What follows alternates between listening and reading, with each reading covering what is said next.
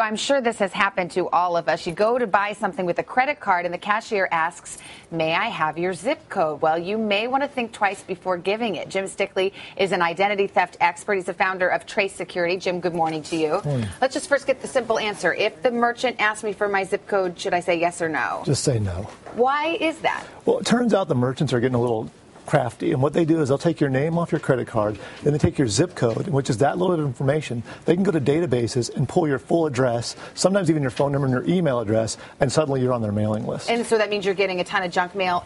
Is it from the retailer, or do they sometimes sell it to other third parties? That's even worse. Sometimes they'll use it for themselves. Sometimes they'll also sell it to third parties, and then it ends up all over the place. The National Retail Federation responded to us doing this story, and they said asking for generic information helps retailers tailor merchandise, customize advertising and marketing, promotions, deals, and coupons, and individualize the services.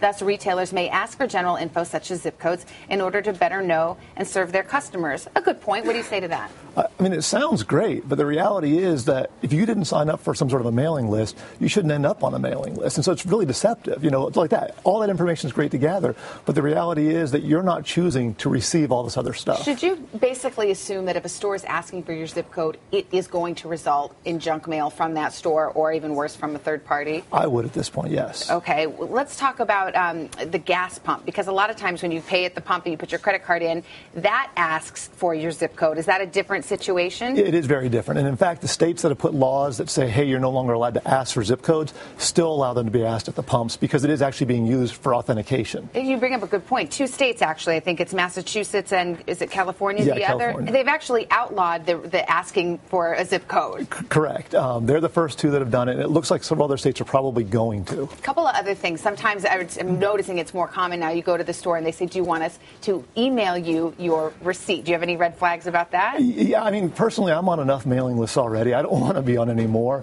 If for some reason you choose that, yeah, I want to be on your mailing list, make sure you at least ask the company, do you share this information? Because oftentimes you're not only getting on their mailing list, you're getting on everybody's mailing list. And I guess same question again. If you ask for your receipt to be emailed, should you assume you are now on their generic blast list? Absolutely. Okay. Are there any other quick tips you have for online shopping? Any other pitfalls we should watch out for? With online shopping, there's always a little checkbox you can click if you want to be on their mailing list. I don't recommend checking that box. All right, Jim Stickley, some good advice. Thank you so much.